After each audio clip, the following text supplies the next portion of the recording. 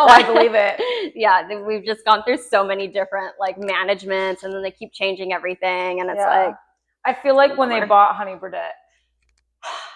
Yeah, it's I feel like that's when not only when Honey Birdette went down, but also Playboy like taking on Honey Birdette when because they paid a lot of money for that. Yeah, which is I was kind of like, where did that money come from? Yeah. So, and I think just like also trying to battle like their the stereotype from them in the past and like those documentaries and things that came out. I think it just kind of, I don't know. It's like there's some things you can't bounce back from. Yeah. You know? Yeah, and it's so true. They keep trying to, and it's just it's hard at that point. Yeah. That's when you rebrand. Yeah, exactly. So I hope they figure it out, but I know. Now, I like their little. I like the old vintage stuff. I think that's what we like most about it is the old vintage. But right. The new stuff is like Yeah, it's not the same. Yeah. Well, welcome. Hello. Hi, I'm so excited to have you on. Yes, thank you for having me. Yeah, of course. Let's start with a little introduction of yourself. Hello, my name is Harley Harper, and I'm known as the Devil's Trophy Wife. And I am so excited to be here today to chat on your podcast. Yay! Thank you for having me. Oh my God, yeah, I'm so excited. I feel like it's slowly becoming like the Burlesque Legends podcast, like as we keep on going, you know? Yeah. And it's so fun to like hear everybody's stories and hear where they came from, how they got started. Yes. And like why we do it, because it's people don't understand burlesque. They don't, and if once they do though, they really appreciate it and they love it. Right. But in the initial first step of it, they're just like, "Why would you do that?" Yeah. I was like, "Well, actually, there's plenty of reasons why I would do that." But yeah, so definitely, I really encourage anyone that is interested in burlesque to do it. Right. And whether in any aspect of it, whether that's keeping, even if that means keeping your top on and just doing some other elements of tease, I think everyone should do it at least once in their life. So. Yeah. I feel like it's such an empowering thing for women. I always think back when I started, to that show that you came to. It was they were doing like a Rob Zombie cover, and it was right when you hired me, but I hadn't done any shows with you yet, and you were like, "Are you sure you want to do this?" Because I came from the Christian background. Yes, I know. Whenever I think of Christian backgrounds, and I always think of you, and I'm like, "Oh, look where you're at now! You blossomed," which is so beautiful to see. But I remember having conversations with you of being like, "Okay, like just let's go baby steps." Yeah, and all of a sudden you're out.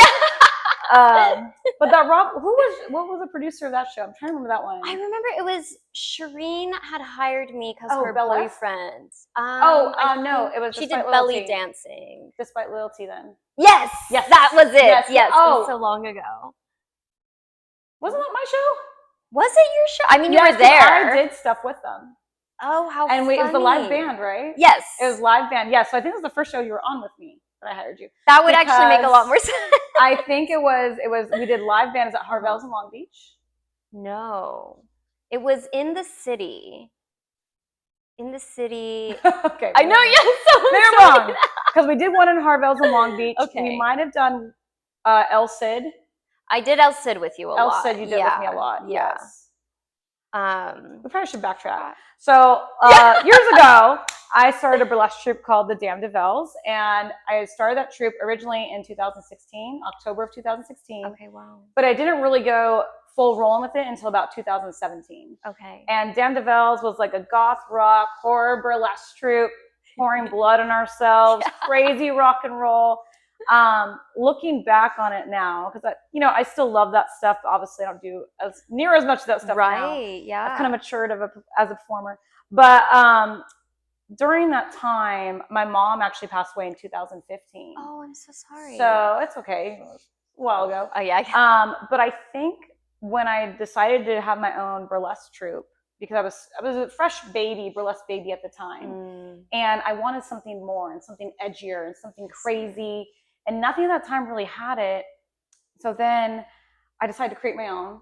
And that's when I created Damn DeVelles. And I think that was also how I mourned and grieved my mom. And like now looking back on it, I'm like, that's what I was doing. That's why I was doing crazy things and anti-religious stuff because I was mad. I was frustrated that my mom was taken away from me. And so I did these crazy routines like crucifying myself on a cross and like blood and just so much, lots of nun routines, so many nuns. Like clearly I was going through it, you know? And so now I look back and it's like, wow, I mean, I'm so glad that was there for me in my life. Right. And not only for me, but for other people as well. Truly. I feel like every person on that troop was going through something. Yeah. And was working through it through that troop, which is kind of cool. At the same time, it makes sense why it was so stressful.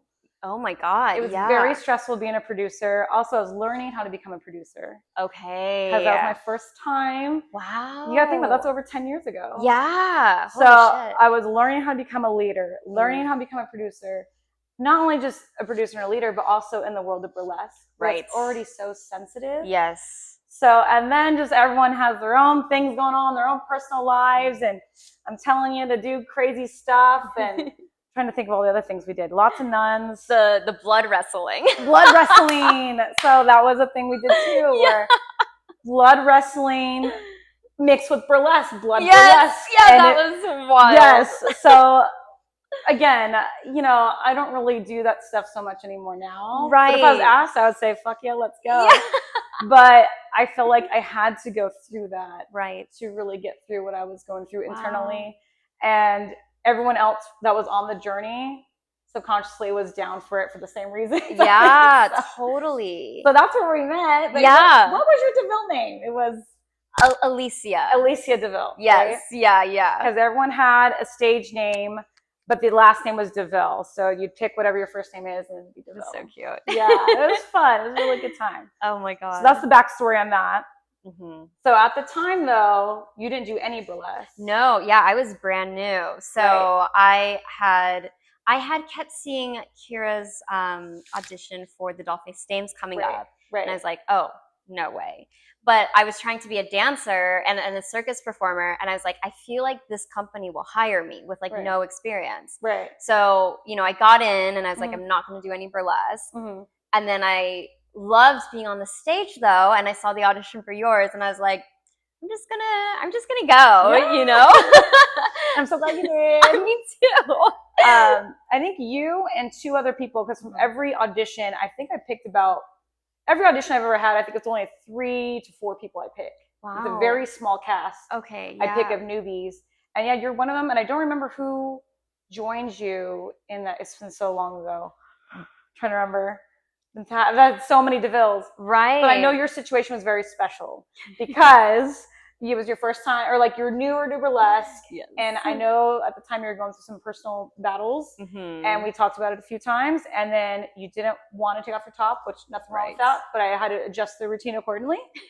And then, oh God, I remember I choreographed that dumb routine, like the air guitars. Right. Do you remember that? I do remember.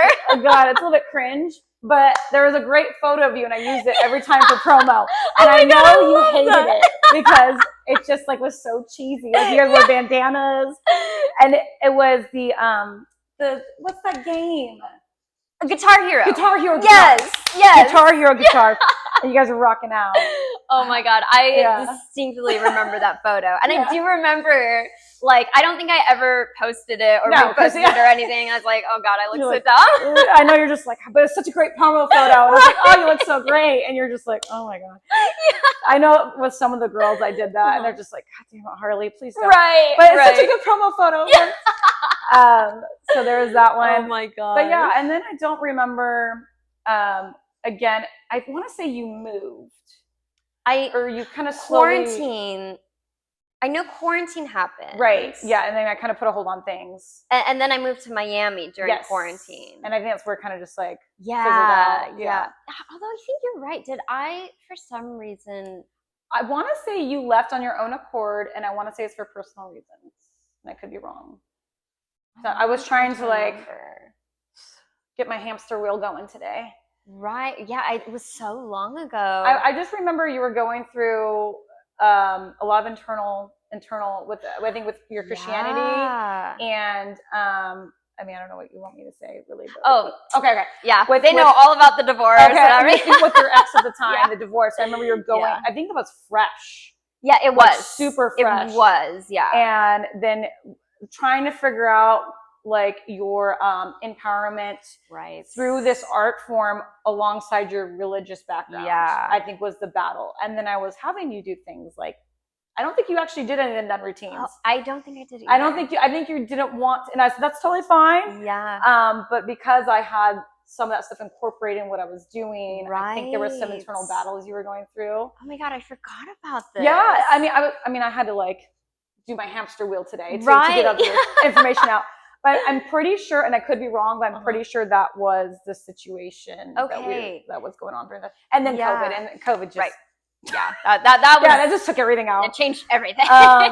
But I remember all that. But I just feel I'm so happy that you auditioned for the Dandeville's and that, you know, here we are, you know, almost more than 10 years later now talking about it, laughing about it, and how much we have come from that. Truly. So not only myself as a producer and a leader and doing other things, but you as well, fucking Playboy and all the other things. Oh my God. And then OF, right? Yes. OF and all the things. And money. I just remember, like, I don't know how you came back into my life. It was La Boheme. I think, yes, because I remember turning and almost not recognizing you. Because I'd always seen you, like, the goth, like, and then seeing you, like, glammed burlesque, and I was like, it's like a whole different person. Yeah. Well, I definitely went out of my dark phase, which is still in me, but it definitely, I healed, I guess is the best way to put it. I healed, and I found through all that, the Dandeville's and trying to find myself as a burlesque dancer and my persona and what, who am I now? And, you know, I've always been the devil's trophy wife, but who am I now in this more mature form that I've become and I've healed with my trauma? Who am I to this day? So I think me now figuring out, okay, I do love rhinestones. I love rhinestones. I love glam. I love all the beautiful things of burlesque, but I also love the edginess of the rock and roll. Yeah. And I like the drop splits and I like the fun, you know, the acrobats and the fun stuff. So I think it just took me some time to find that happy medium. And I feel like I'm at a place now in my life where I found it. And I'm very happy with who I am today. And I give a lot of credit to the Dandeville's in starting that troupe. Yeah. It's made me who I am today. And so seeing you, I believe it was at La Boheme when we were on a gig together and just being like, cool, was really cool. And just to hear where you're at, I was just so amazed just how far we've come. Truly. And I think, just regardless of what happens, you know, from here on out, we should be really grateful for the journey we've been on. Oh my gosh, yes. And where we're at now, because we're fucking killing it. I mean, oh my God. Yeah, I love that. It's so funny you say that, because for my show, I told my costume designer, I was like, I really want rhinestones and chains. Yes. I don't know. And it was actually on this podcast with Miss Tosh. Oh, no way. We were laughing about our styles. And I was like, yeah, I love the rhinestones, but I also love the chains. And she was like, oh, that sounds like a great show title. Yes. And I was like, it does. And then I was like, I need to figure out how to make that costume happen. Yes. And just on Sunday, she hadn't shared me anything yet. She brought the costume she'd been working on. Rhinestones and chains. Oh my God, I love it. She did it so I was mind blowing. Send me a picture. Yeah, I will. I'm all about that. Yeah. I was like, you're right in that vein. And I think it's really special. I don't know what it is, but it's really special with people like us who we do love glam, and we are glam. Right. But we're edgy too. Right. And we encompass both of those so extremely in like in our work and our profession and everything. Yeah. And it's been fast. I think this is like the new internal thing I've been like trying to understand, is how the two overcross, because they both feel so natural to me. Right. But they're so different. Yes. You know? And so I wonder if that's part of the like just the performer in us that likes to take on different roles, or if there's like a connection between the two. You know, I don't know if you've ever thought about it. I think it's just a new style that's forming. Well, maybe not new style. Okay, I take that back. Not a new style that's forming, but maybe like I don't know. I think that that type of art form, like burlesque and whatnot, is changing a little bit to more of, I don't know, like we love vintage stuff, and there's people that really love vintage, but now it's becoming more and more so neo burlesque. I don't know how to explain it. There's a new wave of burlesque right now where it's, because Neo Burlesque is technically the Dita Von Teese. She technically initiated Neo Burlesque for, her time period when she started. But I feel like there's now a neo time period we're in right now that's more encompassing more of this kind of style. Right. Where it's the chains and the rhinestones. It's neoclassical, that was in my opinion, I would consider that as neoclassical if you're doing more classical moves with it. Right. I'm not sure, or it might be neo art. I'm not sure. I haven't seen your routine yet, but you do acrobatic stuff. Yeah, mine is very. It's been weird, interesting. Trying to figure out where you go. Yeah, place. well, and I've been doing kind of reclassifying myself because I've always been acrobatics, fire, circus, more stunts. But the venue that we have doesn't allow any of that. And so when I started it, me and my friend were working together, and I was producer, director, she was choreographer. And right before we really started, we had a little bit of a fallout, not really for a reason between us, but just for life things. And then I was like, oh my God, I have to choreograph this whole show. And I was like, I don't consider myself a dancer, because when I moved out here, I wanted to be a commercial dancer. That was my goal, you get what I'm saying. Yeah, I tried that too. Yeah, it's insane. It's crazy. Yeah, which is why I don't really go around saying I'm at least in LA, I don't say I'm a dancer, but then I had to choreograph the whole show. Yeah. And it's surprisingly, I was on a hip hop crew before I came out to LA, so a lot of my training is from like the hip hop Oh, that's fun. So that's gonna be blended in your choreo. Yeah, yeah, and there's like little contemporary elements. I wouldn't say it's contemporary, but I kind of had to go back to my roots of my training, right? Because I'm primarily gymnast. But then I did do a lot of studio hours. I just did it later, so I didn't get the really good technique. Yeah, you didn't get the foundation at a younger age. Yeah. So it's been interesting because it's a little bit. It's more of a dance show where we have like coupe turns and like pas de bourrées and it's not what I ever would have thought that I would have done as a show for myself. But it kind of works with the aesthetic because the costumes are so sparkly. I love that. Our costume designer loves. So I love that you're blending this element of like cirque, but not super cirque. Yeah. With the dance form, with a little bit of hip hop perhaps in there. Then with chains and rhinestones. So it's like, where the fuck do you put yourself? But this is what I'm saying. Like, I feel like this has become a new thing with not only with you, but a lot of producers and a lot of performers where they want to take some of the burlesque elements and then they're totally changing it past of what most would consider neoclassical. Right. So it's like, I don't know what this new phase is. Yeah. And if anyone knows, they can share with us. Yeah, because let us I know. am curious. Because I even feel like some of my stuff, I'm like, well, like my Audrey Hepburn inspired routine is neoclassical to the T. Okay. But I have some stuff that's even more neo than that, but I don't know if I consider it as neoclassical because it doesn't have enough classical elements to it. Interesting. So in the world of burlesque, I'm not sure what is happening, but there's a shift happening and we got to figure out what to call it. Right. So that people like us have a thing like, okay, this is what we are. Yeah. Right now we have no fucking idea. And I feel with a lot of my babies in my Harless Academy that I do now, I feel like a lot of them are in the same boat. Okay. Where they appreciate the classical elements, but they are doing something way neo and they have no idea where to put themselves. I don't even know where to put them. Yeah. So it's interesting. Yeah. Yeah, even with my show, like I pitched it to the venue as a burlesque show.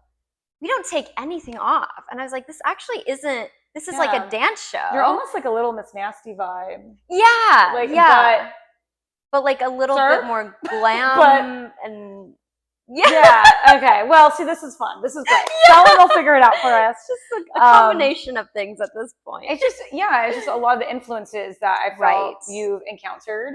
Yeah. It seems like, and that you're adding it to show, which is phenomenal. Yeah. Well, and that's the beauty of it. It's like, well, I don't have a show that I'm in where I can do pull and I can interact with the audience and I can pour water on myself. And I can also do dance choreography. Right. And then I can, and so it's like, well, I guess it makes sense that I made my own because it's just a little bit of everything I like. That's great. And I feel like the audience will love that too. It's genuine that way. Right. It's a genuine experience, a genuine show.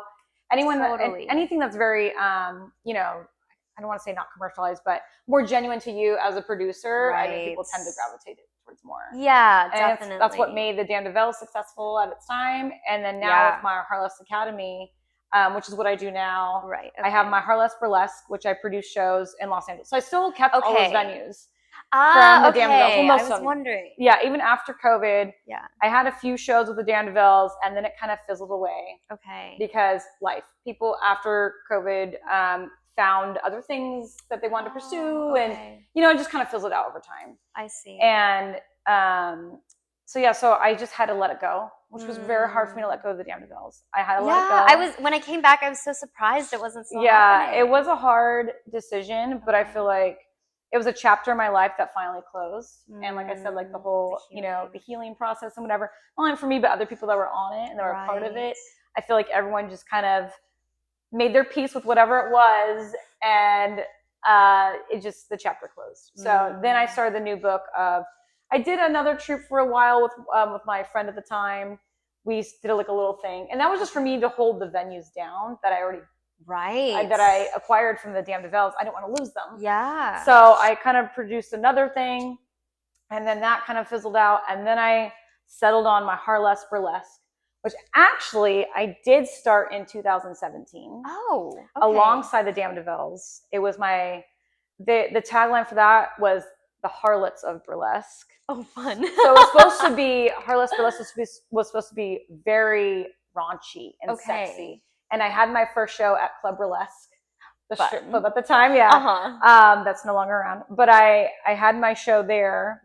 And so I just did one-off show, and then that was it. And so I always had the branding and the name. I see. But I didn't do anything with it. And then it wasn't until after COVID that I was like, I need a new brand. With not only for me, but also incorporating other people in burlesque in LA. Because I didn't want to do a troupe anymore. I was trooped out. Like I did that, all the rehearsals, and it's a lot dealing with so many, like, I love everyone, but so many personalities. Like, it was just a lot. It was just like having, it was like the Spice Girls, and just managing that. Yeah. So it was fun. And since that chapter closed, I said, you know what? I want to start a show where I hire in people within the community, the burlesque community, and they get to, it's a great show with great performers, and they get to advertise themselves. And they do their own routines, and it's great. Yeah. So I know it's kind of like what everyone does in LA or every show you see, but it was just an easier method for me. Yeah. And so I started Harless Burlesque. Okay. And it went really well. I just hire a few performers, and I have a couple residencies a month. And then from that, I've always loved teaching. Teaching has been so fun for me, even like having my own burlesque troupe, the Damn Devils. Yeah. And I did pop-up classes here and there, like teaching burlesque classes.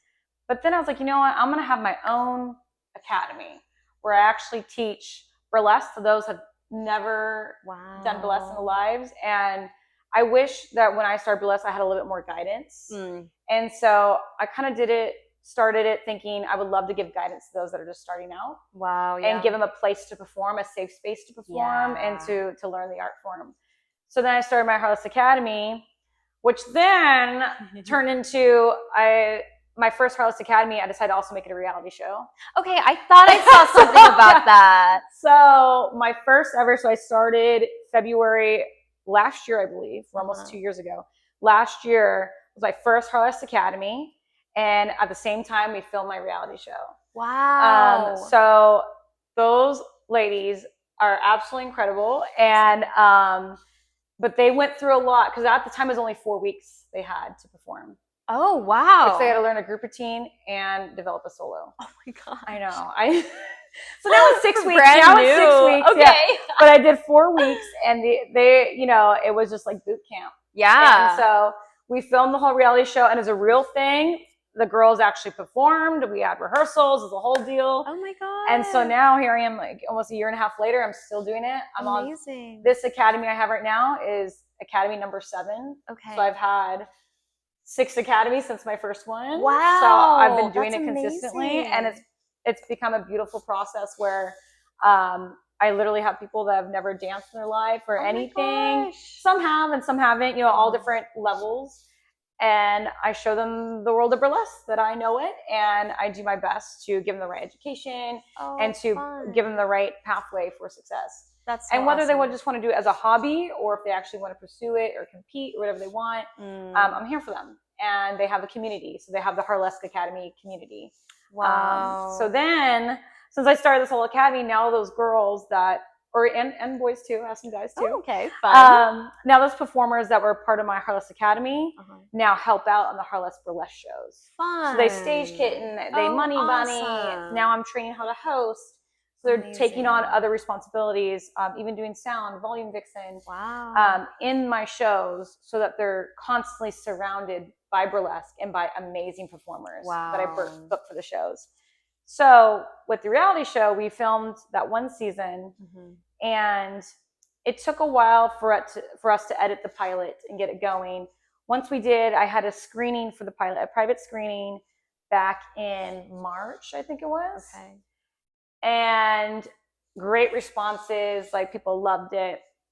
I was in the process of pitching it, and I didn't really sell it as hard as I wanted to in terms of like really seeking out companies and networks.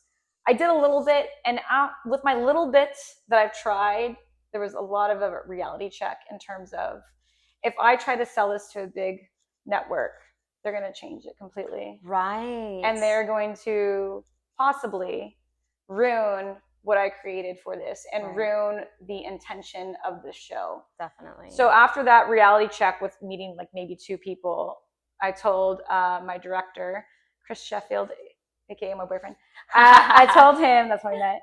I told him, you know what, I really think we need to self-produce this ourselves. Wow. As a whole show.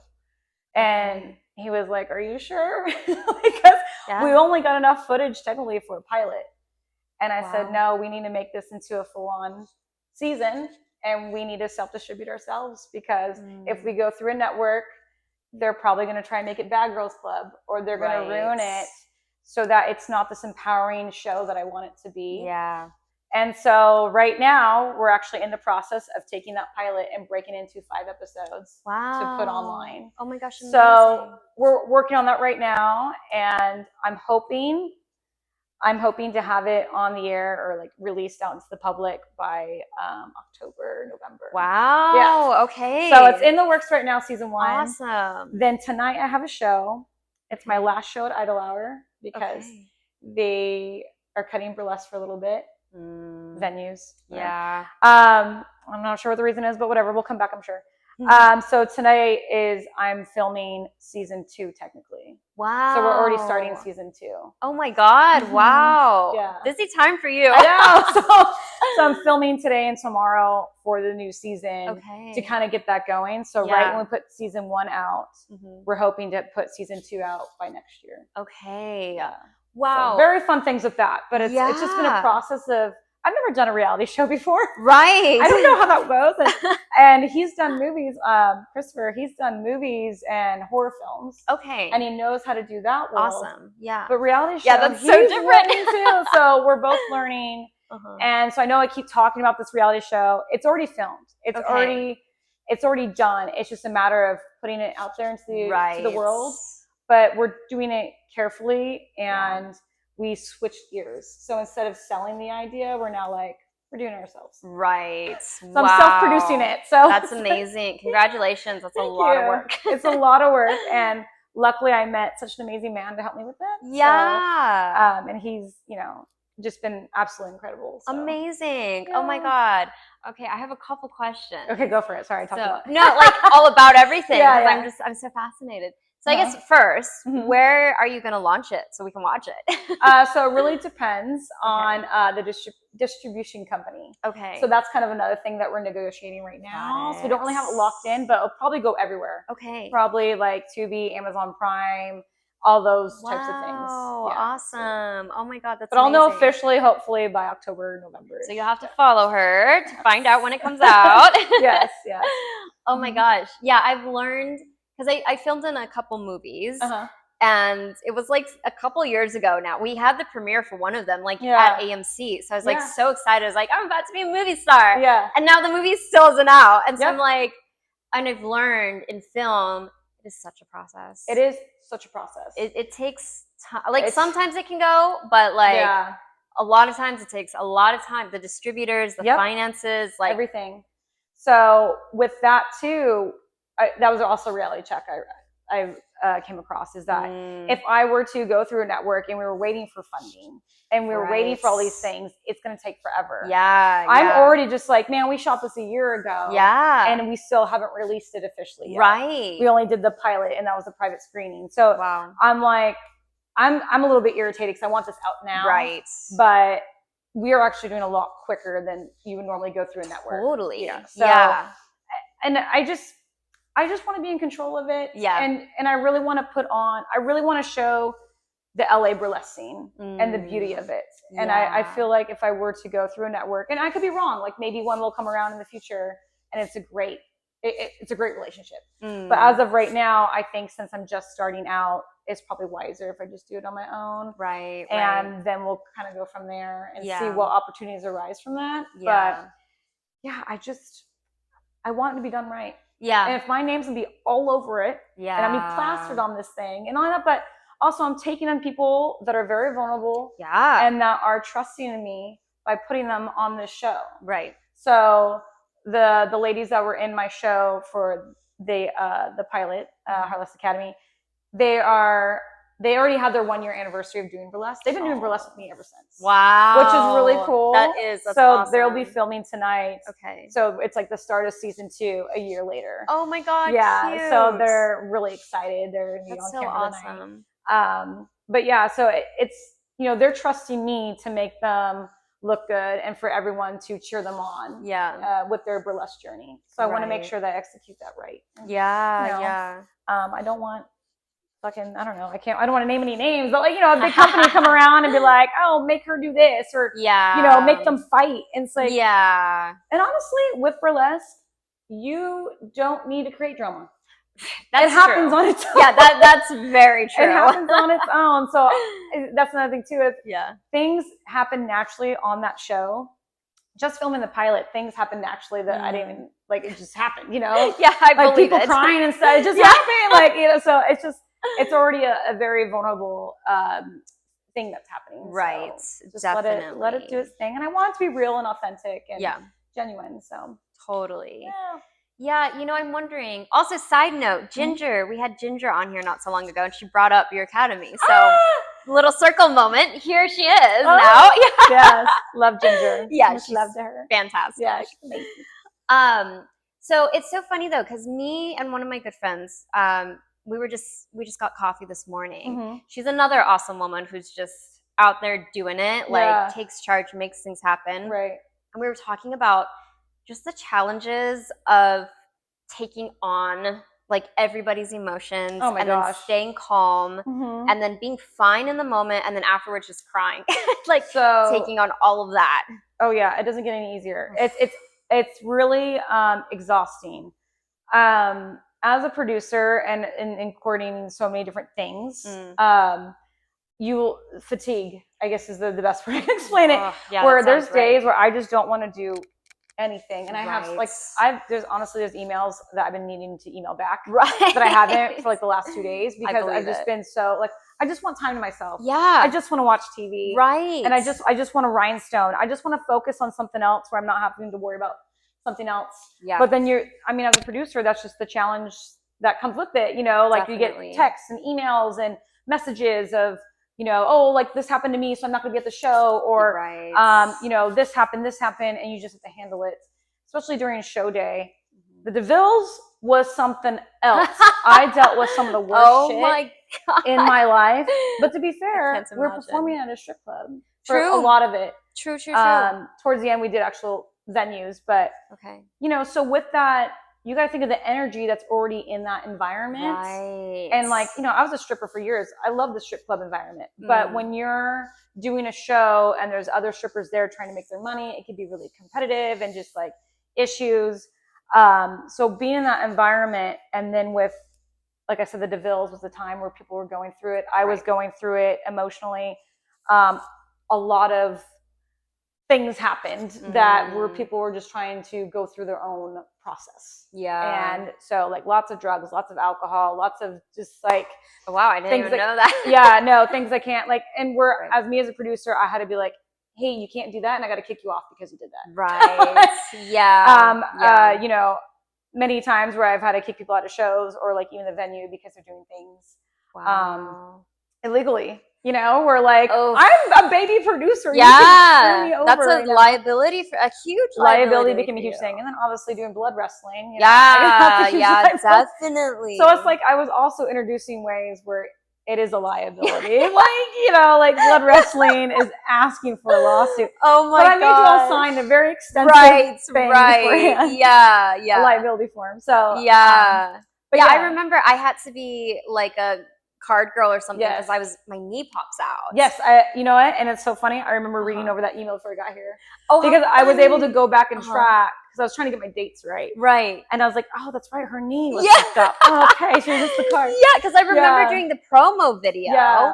And then I didn't remember till just now. I didn't do the actual show. Like I was at the But show. you were a part of it. Yeah, Yeah. yeah. But I didn't do the act because I was The so actual- worried Yeah. that, which is fair. good. Yeah, good for you. Yeah, and I It think was an interesting idea. yeah, Yeah. yeah. It's always risky. But yeah, anyway, so what was I say with all that? But yeah, it's just being a producer and when you have so many people with emotions, especially people that are new in the scene, just so many emotions, so many things they're going through, and they're relying on you to handle it. And you're boss. So you have to boss up and you have to handle things in the moment. You have to be making decisions and just whatever comes out your way, you can't let it affect you. You can't get emotional. Yeah. You have to say, okay, like you have to look at it as a business point of view. Right. 100% all the time. And that's another thing I learned in the DeVilles, which is really hard for me, and that I've carried on to this day, is that unfortunately, when you are in this position, you can't necessarily have friends in this position. Right. You can to a certain degree, but no one should become your best friend that works for you. Yeah. So I don't know if you're going through that right now, but just some advice. Luckily, haven't had to worry about that at all. Because that's a really hard pill to swallow when you realize. So what happened at first is, of course, you hire your friends and like fun. And then when it actually starts to become down to business and they're doing something that isn't going to help the business, it's a hard decision to be, you know, hard decisions have to be made. And so that was something that was hard for me to deal with at first. Yeah, definitely. But then I learned how to manage that. So. Right. You know, it's interesting you say that because I think the thing that I have been struggling with as new, you know, of a few months in, is that luckily I have a really great team of girls. You know, they're all very self-sufficient. I mean, I still have to carry a lot. Right. Obviously, it's unavoidable. The hardest part for me is when I'm finally done and I walk away. Where do I go? Right. You know, who do I turn to? It's you. You know, it's yeah, that's it. That's it, you know. Sometimes after a show, after hosting and producing and performing, I'll just sit there and just and I just sit in silence. And it's funny, like my boyfriend will drive me home from a show and I'm just in the car silent. Right. And he's just driving me and he's just like, okay. Yeah. Let her do her thing. But I was like, that's what I need. I just need some silence. I just need to just sit there and be numb for like a little bit. You know? Totally. And not only with the performers, but with the audience as well.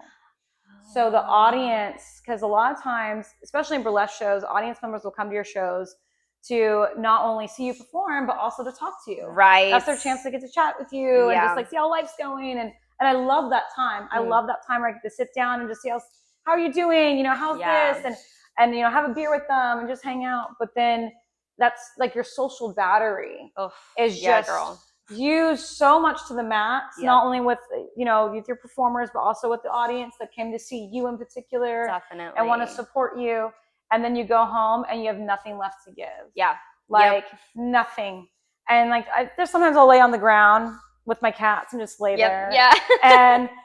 and my boyfriend is I'm just so happy to be with someone that's so supportive in that sense, because I have had boyfriends in the past where they just want, they want to hang out or like they want to talk and it's like, I can't, I've gave all myself to everyone and on the stage, like I just cannot give it anymore right now.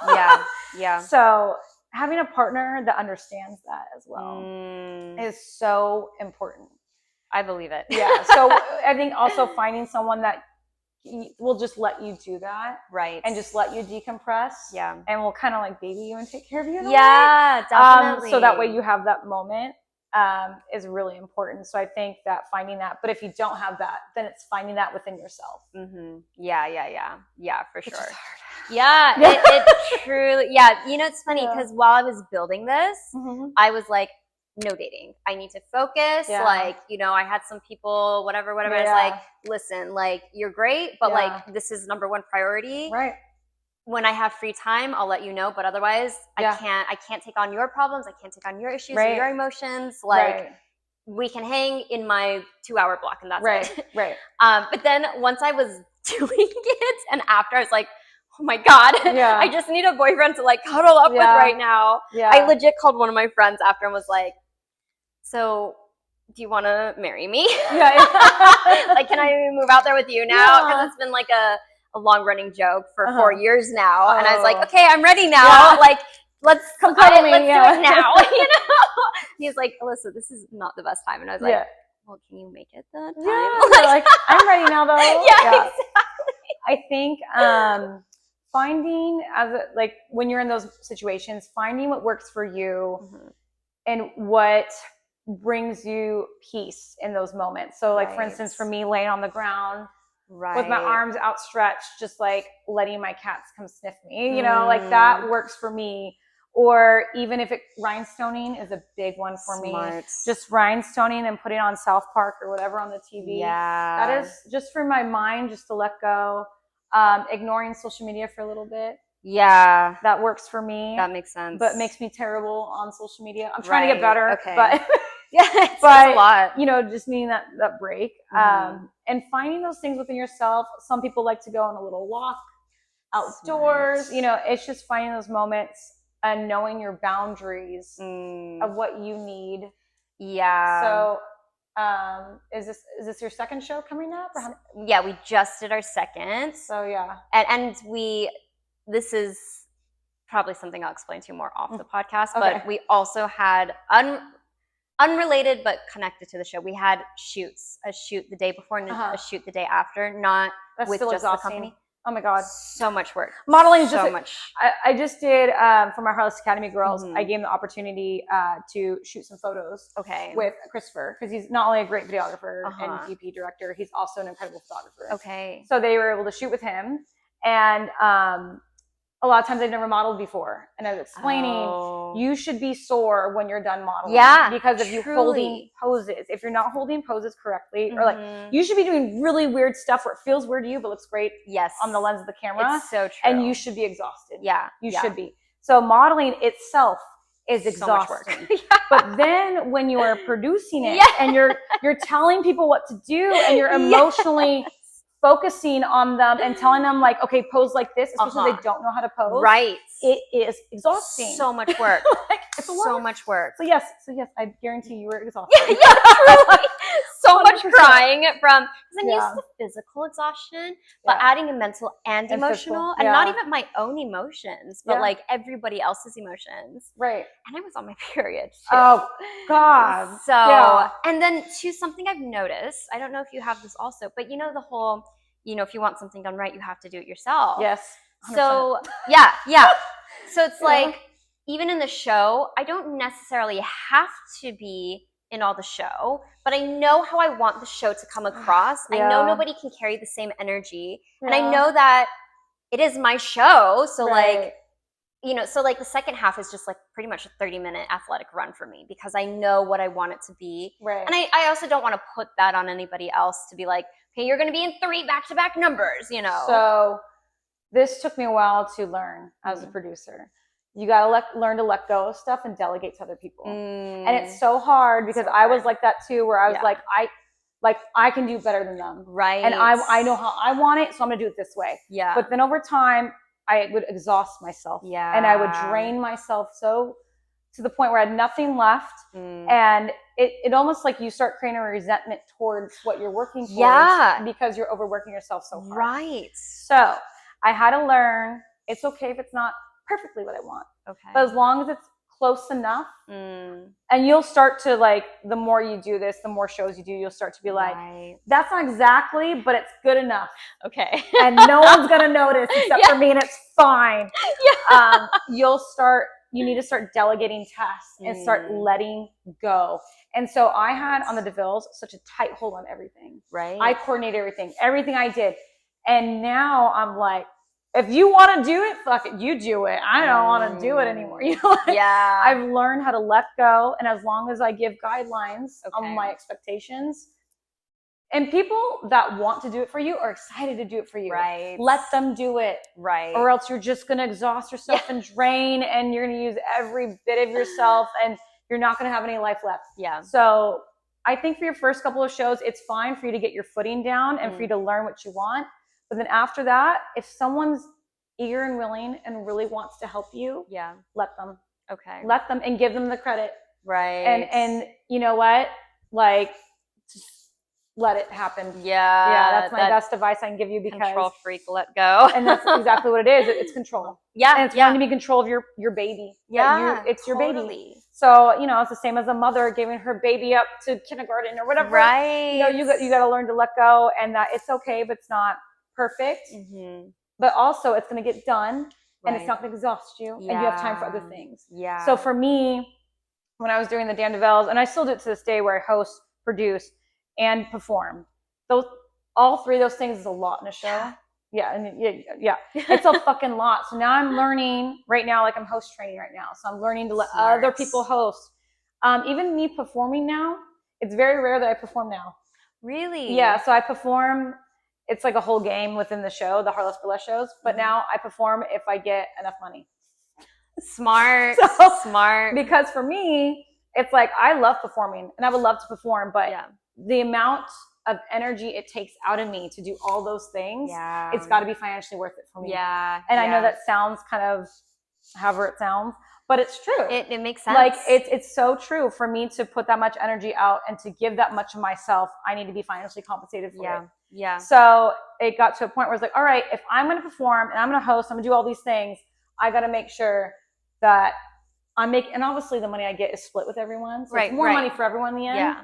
But I'm like, I got to make sure more money is coming in. Yeah. Because then it feels worth it to me. Right. So I started doing that in my shows, which is actually, it's been a recent thing I've been doing. Okay. But, and then producing, I've been kind of like, so having my Harless Academy girls come in and help with Money Bunny, like helping with the money, like distributing ones, helping with stage kittening. They're also helping me like stage manage. Okay. And so I'm letting them help me with that. Right. And I'm not double checking everything. Okay. And thoroughly checking. I used to triple, you know, right. Are you doing this? Is this being done? And now I'm just kind of like, you know what? If it doesn't get done, it's not on me. It's their job. And they're like, oh shit. And they're going to do it. Like one of them is, that happens often for my shows, is I have like a drinking game, which I think you're around for that. I think I was. I've had that game for fucking ever. It's just a chugging game. It's nothing crazy. It's just a beer chugging game because I'm, you know, from the desert. But like, I have my girls, it's their responsibility to get the beers, to get the drinks. Okay. And so I used to be like a little bit uptight about it, like, okay, who's getting the drinks? Like, who's got, like, during the intermission? Now I'm like, they don't get it. They don't get it. Right. I mean, like, that makes sense. At this point, I have a video on how to do things. Like, I have a kitten video. I have a whole, like, system. Wow. And if they don't remember, they don't remember. And it's on then them. I just got to host a little bit longer till they get the beers. Like, I really don't know what to say. So I've kind of learned how to let go, relax, and, you know, let others take the responsibility of something. Right. Now, of course, my shows are very casual. Okay. I got bar shows. Right. Yeah. Some of them are okay. So with bar shows, a little more casual atmosphere. My Harless Burlesque shows, they're fun, they're rowdy, they're like party. Yeah. But when I'm gonna start introducing more stage shows, and my Harless Academy showcase is a stage show. For stage shows and such that you're doing, that does require not so much of a loose attitude. Right. That does require more of like, okay, like everyone needs to have their shit together. Yeah. But you have to trust them. Yeah. And you have to let go and delegate it to the right people. Yeah. So for stage shows, that's what it comes down to. Definitely. And so it's not going to be your first couple of shows that you're going to allow that. But Yeah. once you start seeing how other people in your community work with you, you'll start figuring out who those people are. And be like, you know what, this person's really good at managing. I'm going to have them help me with this. Yeah. You know, maybe the first act, they manage the first couple routines. Mm-hmm. I'm not going to do as many routines, but this person really likes being in my show. Maybe they'd be open to doing another routine. Right. Stuff like that. Yeah. Those are helpful tips. So it's all a learning you know, process, yeah. and it's just your journey as a producer, yeah. and the journey of letting go and delegating Right. and trusting the process. Definitely. Yeah. Well, yeah, and I feel like too, from what I've seen, a lot of us who get into this field, I feel like we are control freaks. Yes. And I feel like a lot of that is because we've had some traumatic thing or Right. multiple things Right. that have happened that have shaken us. Right. Which is why I love how, you know, you made the point that the Dame de Villes, it was a lot of people going through stuff. Oh my gosh. You know, and, everyone. And that was how we kind of, you know, we did cope because Right. we were all so angry. We were all angry, and we wanted rock and roll music. Yes, and wanted to whip our hair around, blood on ourselves, yeah, and just like, craziness. And that's kind of like we were seeking that at that time. Definitely. So I think that, yeah, and I think it was a little bit challenging for me as a first-time producer to manage that. But if I didn't have all those experiences, I wouldn't be who I am today. Right. And now the girls come at me with like, I forgot to get the beers. Or like the drama of someone's big rhinestone fell off their costume. They want to find that rhinestone. And I'm like, cool. You know, I had people that were too drunk to perform at one point, and people doing drugs. Like, this is great. Like, these are the problems I want, not the problems I had. Oh my gosh. Yeah. Like almost anything you think of, like I had during the DeVilles, which is crazy. And some stuff I don't even want to like really say, but of course, it was just like such a tough time, but I'm just so grateful. Now I can look back on it and be like, oh, that was that. It was a staple, you know? So I really hope that for you in producing that you don't have those challenges. But if you do, I think you're strong enough. You've been through so much, such as myself, that you can get through it no problem. Like you will find a solution, and you will find a way to manage it in a healthy way. And that's the big thing too, is producing in a healthy way so that your performers feel like they're in a safe space, and they feel like they can talk to you, and they feel, you know, because there are a lot of things that come up in life. You know, definitely. It's life. But in terms of you being a good producer and supporting your performers, so I think you have that personality trait, and that you'll definitely do that for them. So I appreciate that a lot. Too many producers out there that are just kind of not Yeah. only they're bad, they're just kind of like, they don't give a shit. Yeah. And it's really obvious. Yeah, that's so true. And it really sucks. Yeah. Yeah. Definitely. So. Well, yeah, and that was a big reason why I started this, because I was pretty content just coming in, doing my show and leaving, you know? But I just couldn't handle how much like mistreatment was going on at so many shows. Yeah. And just, you know, it's really the performers who are producers that I love working for them. Yeah, they understand. They get it, yeah. Yeah, and then, you know, the others, I was just like, I hate this. I can't do this. I hate seeing what you're doing to my friends. I hate what you're doing to me. Well, they don't know. They're just like, I don't know, a dressing room area. Yeah. Like I don't know. Let's start with the basics. Like some of these people that are producers that aren't performers would have no idea, and that's fine. And they gotta learn. You know, it's their journey as a producer. They gotta learn. But some of the stuff that's like basics, it's like, dear Lord, like, not that hard. But so I do feel that a lot of people that are performers themselves and then they produce. Tend to do a better job. Yeah. That's not always the case. True. Not always the case. But I do appreciate when a performer does produce, because then they get to see a producer's side of you. Yeah, that's also very true. I love that. So when I've had a lot of girls, a lot of performers being like, you know, I'm going to do my own show. And I'm like, great, go for it. Let me know if you have any issues. Yeah. Let me know how it goes. When you have issues. Yeah. And it's great because they can finally understand, because there's some things that I think performers don't get. Right. You only get when you're a producer. Yeah. And I love when they have the light bulb moment, the aha of like, oh, I get it now. It's like, Yeah. yes, thank you. Like, I'm so glad you got it now because it's so hard to explain this when you don't know. Right. So, Definitely. and then I know there's a lot of new producers right now that are also new burlesque dancers or new performers. Oh, interesting. It's yeah, and that's great. Oh, I didn't realize that. I mean, that's how I started. I was a baby burlesquer and I was a baby producer. I started all at once. I learned a lot of hard lessons, and so I know all these baby burlesquers and producers are going to do the same thing. Right. And I'm like, It's good a journey. for you. Yeah. It's a journey. Have fun. Yeah. Just call us if you need any help. But yeah, have fun. That's kind of how I feel about it. And it's really exciting to see so many of these shows popping up. I just, and I know they're going their journey of how to execute these shows and how to do it right. So I do hope that where they're starting out right now, they do eventually get better and grow. Definitely. And become a beautiful production. Yeah. But it's kind of interesting to see it all scattered around. And right. Like, oh, okay. Kind of see what's going on. But it's cool to see. And it's great for me to know that, and for anyone in the burlesque community to know that burlesque is growing. Yeah. Especially in the LA scene. It's getting bigger. Right. And it's becoming more prominent. It's ever evolving too, which is so cool. So cool. It wasn't like that 10 years ago, but now it is. And maybe it was like slowly 10 years ago, but now I feel like it's so fast now. And it's really cool to see. And I just really hope that all these new producers and these new baby burlesque dancers, that they're taking the right steps as much as they can into the right direction with their productions. Yeah. Because there's a way where it can go south really. Very true. Yeah. Very, very true. Well, and that's what really helps with the community. Yes. And the community is so important. And I think I'm a really big loyalty person. Like you're Leo, right? I'm a Libra. I was wondering what sign you were. What are you? I am an Aquarius, but I'm a Leo rising. Oh, interesting. Yeah. I'm Libra, Gemini, Libra. Most indecisive person ever. Wow, wow. Yeah. But I like Libras. Libras are great. I think we're awesome. Yeah. And Gemini's great too, but I would not want to make you mad.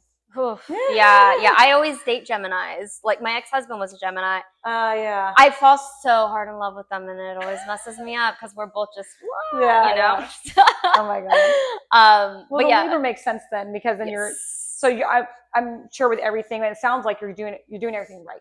Thank you. And you're taking a lot of care into making sure you're doing everything well and executing well. Right. So I think that's great, but thank you. You're doing it well, and that's why you're stressed out.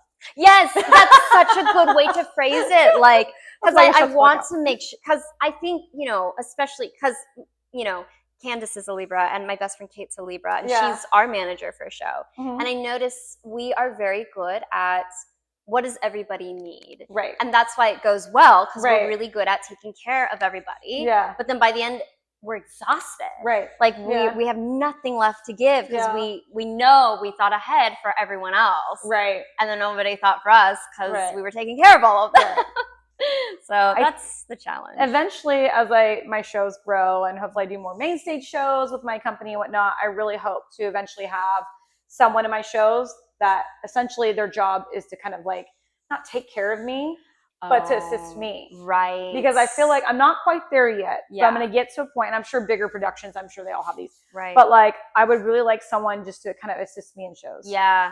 And just make sure that I'm on my schedule with what I'm supposed to be doing. Yep.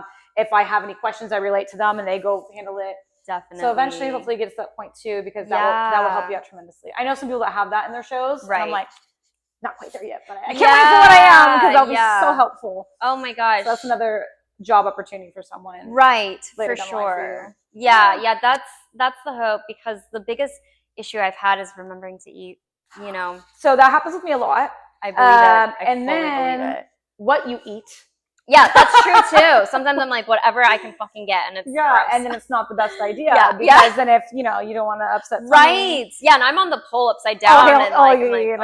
You gotta be good. Yeah. But yeah, so it's like stuff like that too. Yeah. And again, I don't mean to be talking about my partner so much, but it comes down to having a really supportive partner. Right. I mean, he's so good about taking care of me, and he's like, "You didn't eat yet, did you?" I'm like, "Well," as I'm like trying to do makeup and like get ready for the show, I'm packing, and then he'll make me something, that I can eat.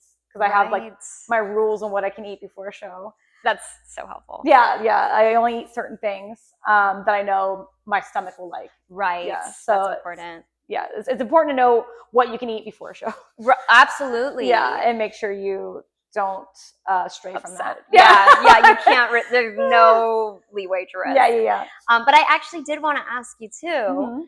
Mm-hmm. So I wanted to ask how you guys met, and then too, that dynamic of, you know, it sounds like he's a creative also, Yes. and being a very strong, powerful leadership woman in a relationship, and how that works. Okay, so how we met was about a year ago when I was first talking to my my OG kitten, as I call her, Scarlet Fever. I was talking to her about I had this idea. Okay. Well, first of all, the Dandeville's almost been in a reality show twice. Okay, I think I remember. There was like two situations where it was an outside organization, two different ones, wanted to make a reality show of the Dandevilles. Okay. And if they did, it would have been Bad Girls Club. Like, it would have been crazy. I believe so I'm glad that, in hindsight, I'm glad it never happened. Right. But I remember at the time I was really upset that it didn't happen. Okay. So I've always wanted a reality show of some sort with the burlesque troops or things that I do. It just never panned out. And then when I was doing the whole Harless Burlesque stuff, I was like, you know what? I really want to do something with my Harless Academy idea. Because I've taught a few times, but I was like, I really want to do an academy. I was talking to my friend Scarlet Fever about it. And she recommended this guy because I needed a videographer. I was like, I need someone to help me with this. Right. And I put out a Craigslist ad for it. And she told me of this guy, and I was just kind of like, yeah. Like, I just kind of like brushed it off. Like, I'm not really sure. But then it turns out I already knew him. I didn't know. Okay. And I posted something on social media, and he responded to it. And then I saw he had a camera in his profile picture, and I was like, wait a minute, do you do video? You know? Funny. And then he was like, yeah. And I was like, well, can we meet? And I have this reality show idea. Okay. And I didn't know that was Scarlett's friend. So it's like the universe put it all together. Yeah. And then when I realized it was Scarlett's friend, I was like, oh, I'm talking to your friend. And she's like, are you kidding me right now? Like, this whole time, you know. And I just kind of like ignored it. So we met for coffee, and we talked about the show, and he loved it. Okay. And I guess he just decided at that point, or a couple months prior, that any projects that were presented to him that he liked, he would do it. Oh, how funny. So it just so happened, like, the timing of me, because normally I think he'd be a little more picky about his projects. But so the timing of that was perfect. And he's like, yeah, I'll do this. How funny. And interesting enough with him, I knew the moment I met him, I was like, he's going to be my life for a very long time. And I don't know in what capacity, but this man is in my life. And I became like, I was so, like, I don't want to say I was like in love with him, but like I was really about him. And it got to the point where he invited me to anything. Like, he invited me to a party shortly after at his apartment, and I went to his apartment, and like, you know, kind of was like checking out like how he lived. And, you know, I'm just like, I was scoping things out. Yeah. And I really am not like that. I really don't care. I don't know. Like, I've dated some men in my life, but I was never like super, super in love with anyone. I don't know how to explain. I get it. So I was, yeah. So anyway, so we kind of tried something out before we filmed. And it worked out, but didn't work out. And it kind of just like fizzled out. Interesting. Yeah, actually it was the whole thing. He wasn't ready for a relationship, which is fine. Yeah. So then we had to film anyway. Because I was thinking about dropping him because I was so pissed and butthurt. Yeah. But I was like, you know what? Let me continue filming with him. He already agreed to it. And I just like, he is a good guy at the end of the day, and he's going to do this right. Right. And he is exactly what I needed. He's like, he wanted more directing opportunities. So essentially, he's the director and DP of this. So he chose like all the camera angles and everything. That's all on him. And in terms of like, I knew what I wanted, but he knew how to make it happen. Right. So that's important. When we were filming together, it was interesting because we had that little bit of history of like kind of dating, not really. And so I was a little bit of a bitch. I was nice, but still a bitch to him because it's like, professionally, I just treated him as a very professional level, as I should, but also was a little bit salty. Of course. Because it didn't work out between us. Yeah. So And then I had this feeling of just like always wanting something to happen, you know? Right. So in terms of us professionally doing, I let him take the lead on most of it, but I was very opinionated on things in terms of how things looked, how things were executed in terms of burlesque terminology and just the overall feel of it. A couple of edits that he did of the pilot, I made him change a lot of things because he didn't understand some of the burlesque side of things. So there was a lot of that. Like I knew the burlesque side, but I didn't know the video side. He knew the video side, but had no idea the burlesque side. Right. So it did take some back and forth. But I think with him being open to my direction and me being open to him directing, it worked out really well. Okay. So then after all that, I would say within June of that year, so like a year ago, because we've been together officially for a year now, I kind of gave another opportunity for him and I to date, kind of like I opened the door for him and he jumped on it and he immediately asked me to be his girlfriend. And really? Yeah, so then, wow. Okay. And he was telling me like later, he was like, you don't understand how hard it was to be editing you, like editing your face all the time. Oh my God.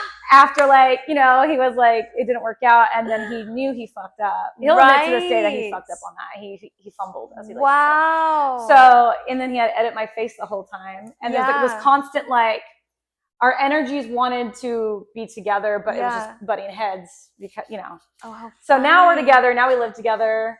Wow. Yeah, we've been together for a little bit over a year now, and we're not going anywhere. So now we work together on this, and it's like our passion project together. Amazing. Yeah, so that's the long story. That's so cute.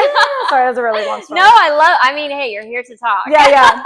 So, oh my gosh. So yes, that's kind of our story. Okay. And so it's great because he is an incredible director, an incredible DP, and he's had a few horror movies that are out on like Tubi and whatnot right now. Like, and he just he's getting into film festivals right now. He just did another short film. So it's fun for me to support him in that way with his journey. And we're both on the same roadmap of our success. That's awesome. He helps me and I help him where I can. And we have this really great relationship of almost like power couple. Yeah, it sounds like it. And I'm just so grateful that the universe, you know, put this together for us. Yeah, and, brought you guys around. Yeah, and it turns out we've been in the same area a few times, like over 10 years ago. Oh, how funny. So he's known of the Dandevilles for a long time ago. Like he's been to a show. God. Yeah, it's just like all this, like, oh, we didn't know. Yeah, like it really just a time, you know. It's timing, 100%. Yeah, Miss Tosh and Katrina were on here, and they also said how they like were kind of for like 10 years also until it finally happened. It's crazy how that works out. I'm a big believer of like you can't make love happen in your life. It happens when it happens with who it's meant to happen with. How it's meant to happen. Because I remember being like, no way. Like when I first met him, I was like, I'm not in love with this guy. I'm not. Funny. And I was like, wait a minute, but I am. I was like, but he's not my type. How funny. Yeah. I was like, he's not my type. But it just happens, you know? Yeah. I was like, no, this guy's staying in my life. Like, he's not going anywhere. So I got a little bit crazy. Oh my God. Yeah, I was definitely cuckoo crazy girl. Okay, you know, it happens. Yeah. It's funny to me because it's like when that one gets you. Yep, it's done.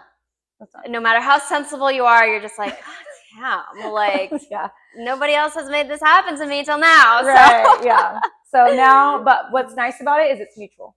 Yeah, that's important. That's really important. And he's just as cuckoo about me as I am about him. That's amazing. So we're cuckoo for each other and we help each other out and we're, you know, we want each other to succeed and we care so deeply and we're so passionate about what we do. And so it's so nice to support our art forms. And like when he's editing, you know, behind me on his computer, I'm rhinestoning on the, you know what I mean? Like we're constantly in the same place doing things together. Yeah. And then he's just so supportive. He'd be like, hey, do you need a video today? I'm like, yeah, can you edit a video of me so I can post it on? Yeah. So like we just kind of, you know, it's just really, really cool. And I hope that the relationship that we have, I want for everyone in my life because I feel like, you know, it's so important. And then like we were talking about earlier, like when you really need to decompress from the show, someone that understands you Right. and wants to help you with that is so important. So yeah, I've been such a big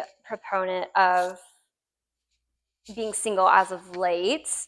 Which is probably good. Yeah, I think it's, as a woman, there are, let me rephrase that. As a woman with goals and a big achiever in leadership position, I think it is important to have a time for yourself. Yeah. Oh, to 100%. really do that building and I focus. had that. And yeah, definitely. And I actually saw this reel on Instagram that said, you know, it's important to not get in a relationship when you start building. Yeah. Because women are naturally nurturers. Yes. We're naturally going to be like, just automatically be like, is my person okay? Do they need anything? What can I do? That's who we are. Yeah. And so it's important that your project has to be your baby for a time beforehand. Yes. And I think that's why, even though as I'm starting all these things, it's like, I really want that take care of me, but usually only after, or like at the peak of it. But then before, it's like, I need to focus on my, let me focus. I think it's important for you. I think you're very similar with me. And I'm a Libra moon.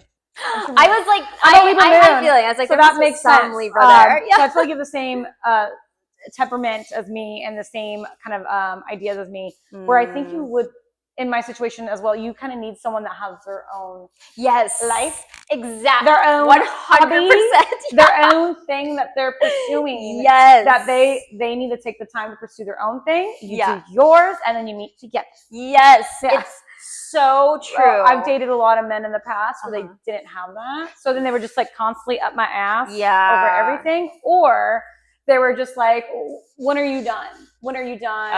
Or like, you know, or then you don't want the opposite, where they're too involved in their craft that they're not even giving you the time of day. So you almost need someone that's in the same boat as you, with like, they have their thing they're working on. They're going to support you. But they have their own shit. That nice balance is so important. And I think that's what's difficult to find right now. It is hard. I read this thing. I might be saying it wrong, but I'm going to fuck it up right now.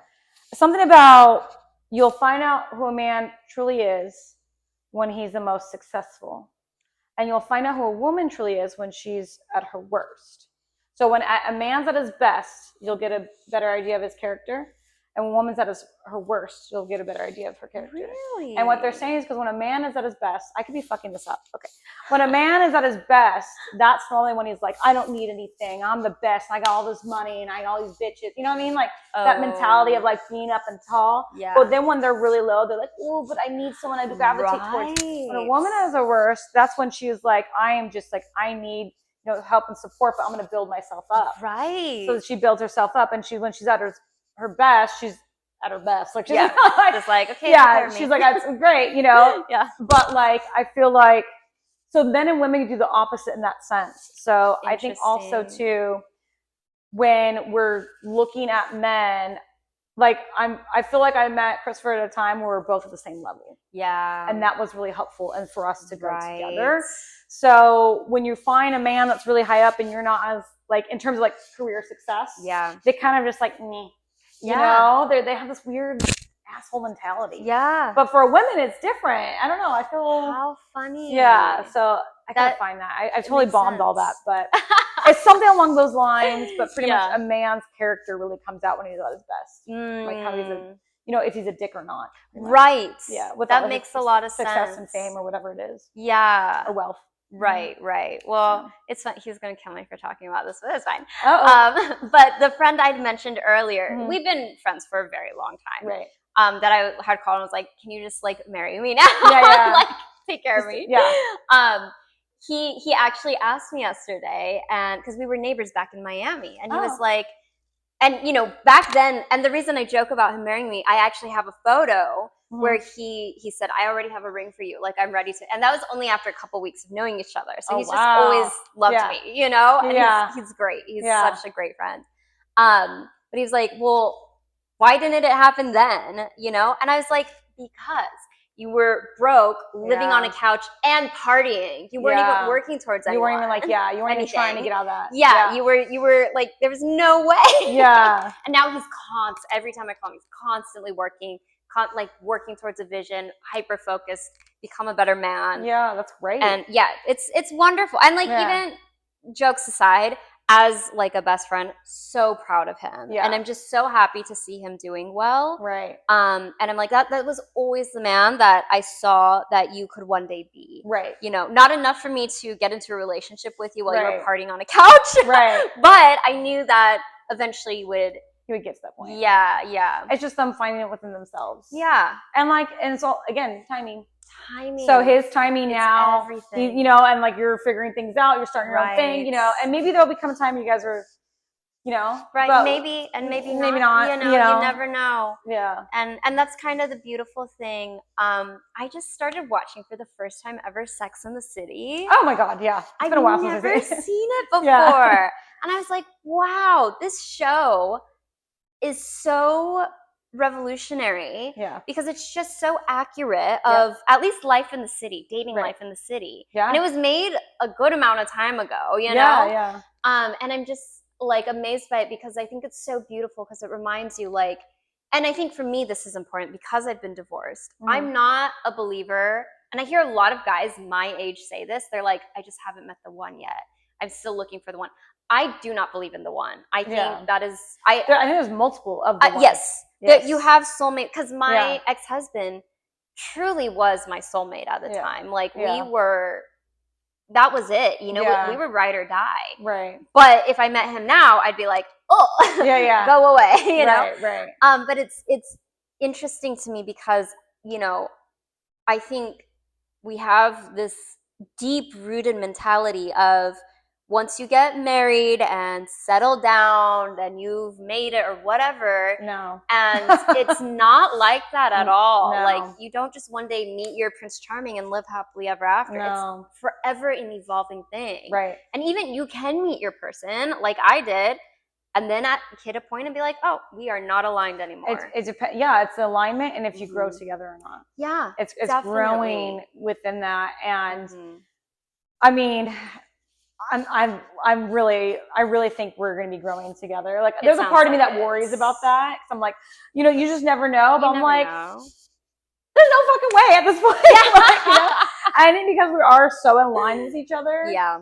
And we are so willing to adapt for each other as well. Right. So I think once someone is not willing to change, to move with the other person, then that's where it gets like, okay, well that's obviously time. We're on different paths right now. Yeah. Well, and it's a choice. Yeah. At the end of the day, it's always a choice. You decide if this person is worth it every day. Yeah, even once you're married, you still choose every morning you wake up. I'm willing to compromise because I love this person. Like my parents are still together. They've been married. I don't really believe in marriage, but my parents have stayed together and they will be together. I have no doubt in my mind they're going to stay together, and it's a beautiful thing. Right. It just it does depend on that alignment and that synergy, but I do think when you find it, you find it. You know, and so that's really beautiful. Yeah, thank you. Thank you. I'm very happy, and I just like, you know, I think for me, because I've never had something like this either. Right. So I've had a lot of toxic relationships. I think I remember when I was in the Damn DeVilles, you had a boyfriend, and it was not. Yes. Yeah, he tried so to kill great. me. Yeah, okay. Yeah, yes. I was like, I feel like I was abusive. I dated a lot of rough partners. And that was the one that actually passed away. He did suicide at cop. Oh my gosh. Yeah, that's crazy. That was years ago, but it was still very traumatizing. And even after that, I was still dating not the right type.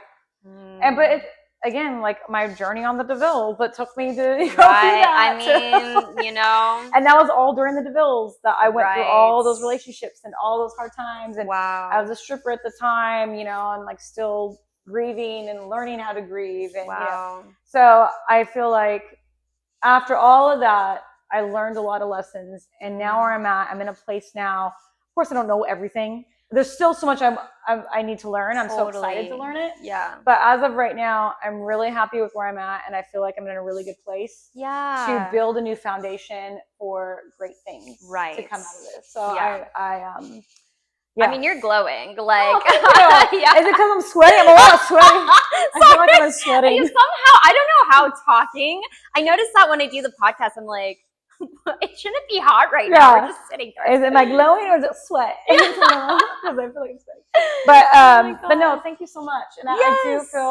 I feel like I'm a completely different person than I was during the DeVille era. And so I'm just really happy where I'm at. And I hope to continue this wave. And I know I'm going to have things that come up like in life. Right. But I'm hoping that I have enough experience and energy to like move through it. So well, and that's such a testament, because I always hear like a lot of even though I haven't found it yet, I still genuinely, to the core of my being, believe in good men, good relationships, that's why I do this podcast. I think people think it's because they see the reels. Sometimes there's just man haters on there, or whatever, or not man haters, women haters. Right. But the reality is, I believe that it's out there. So having you here is a beautiful story. Right. And now next time I hear a girl say something like, there's no good relationships or good men, I can be like, well. it's you have to be open to it. That's the main thing. I think it is like a lot of women, they're like, there's no men out there that are, especially in LA or whatever. Right. And like, I thought that too for a time. But I thought that at a time when I wasn't open to anything. I wasn't open to maybe like not necessarily my type, or I wasn't open to other, like you have to just be open. And I think also too, you have to be good with yourself. Yeah. Spiritually. That makes a lot of sense. In all the ways. Emotionally, I think you need to be really good with yourself. So before I met him, I actually went back home to Joshua Tree for a year. Oh. I moved back. I didn't know that. Well, I kind of kept on the down low. Oh, okay. Because I was a little bit, like, not embarrassed, but it almost felt like a failure. I understand that. Although it wasn't, I knew I had to do it, and it was to repair the relationship with my dad. Oh. So I knew I had to do it to move forward. And because before that I was living in Canoga Park, and I was just, like, not okay. I went through, it was freshly after COVID when we came back, and I was just mentally not okay, and I was like, I don't know, I need to leave. Right. And I remember calling my dad and I said, I need to come home, and he was like, what? Wow. He didn't want me to come home, but I think we had a really interesting relationship, and now we're great, but it's just we always had a relationship in terms of like I was his daughter. Okay. And then when my mom passed away, it was my early 20s that she passed away. I never reestablished my relationship with my dad as an adult. So, and then I'm doing all this. He doesn't have social media, thank God. But then I'm doing all this crazy stuff, and he is hearing hints of it, but he's like, I don't want to hear about it. Right. He doesn't really know exactly what I do. But he knows a pretty good gist of what I do. Right. And, you gotta think any dad's kind of like, not really of course. The happiest about it. So I never repaired my relationship with him in terms of who I am now as an adult. I see. And so I felt like when I was in Canoga Park, I had this aha moment of, I need to go back and live with my dad. Right. And I feel like I need, because all my relationships I had were so terrible with men. Yeah. And I know it's stereotypical, but I was like, maybe I need to work things out with my dad. Yeah. And it became a thing where like, we never had a bad relationship. It just wasn't good. Right. It was, and it was never mean or abusive or anything. Like I had none of that. It was just, I just wanted that support from a male figure. Yeah. So we talked about it, and I would say within the next month, I moved back up there. He moved me back, and I lived with him for a year. Wow. And I stayed in my old room, and honestly, at the time, it was a lot.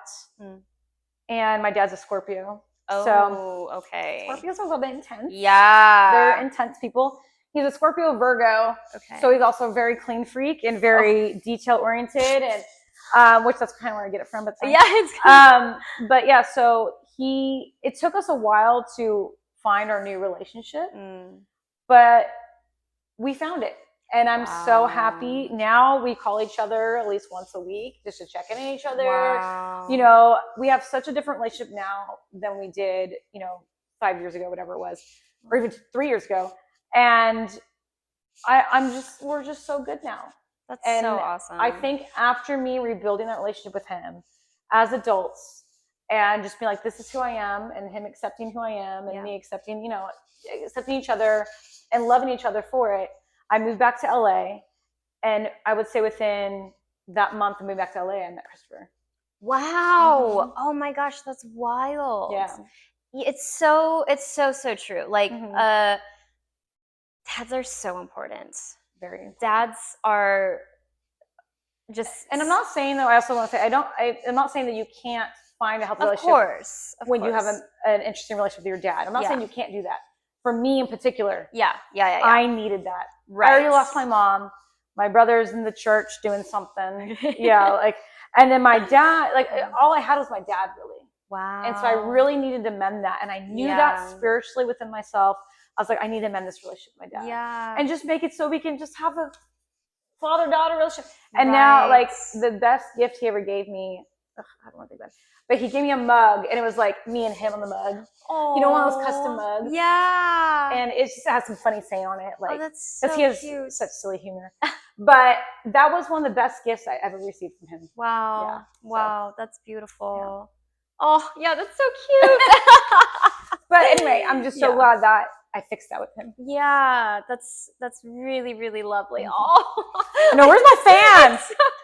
I know I'm a fan of my purse. Yeah. Oh my God. So I think it's important, if people need it, they need to do it.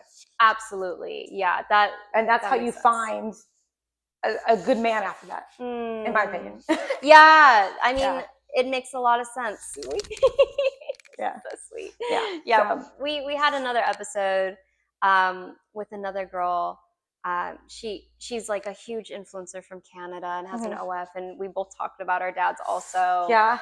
And like, same for me. When I was on the DeVilles, my family was dead to me. And I think I kind of remember some of that. Yeah. And there was a few other girls that had that situation. Yeah. It's a thing. It's a real thing. And it's hard. It is. It doesn't matter how much of a strong, independent woman you are. You need your dad.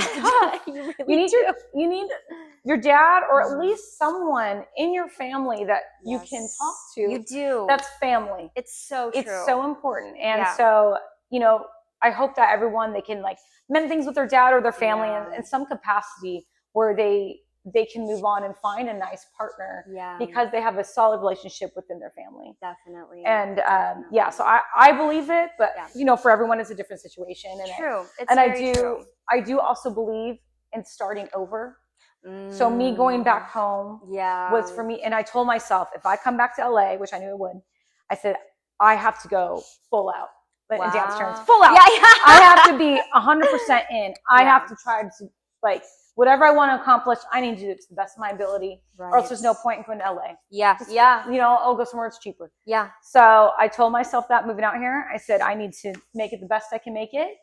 And I gave myself a timeline. I think I gave myself a year. Wow. If I don't feel like I'm doing well within a year in LA, then I'm going to move somewhere else. Wow. So giving myself that timeline, making that promise to myself, really helped. And then, you know, I think just mending my relationship with my dad, moving home, starting over, totally gave me a new light out here in LA. Wow. So yeah, there's that too. Like, don't be scared to start over and to try again. That's a good one. Yeah, that's really powerful.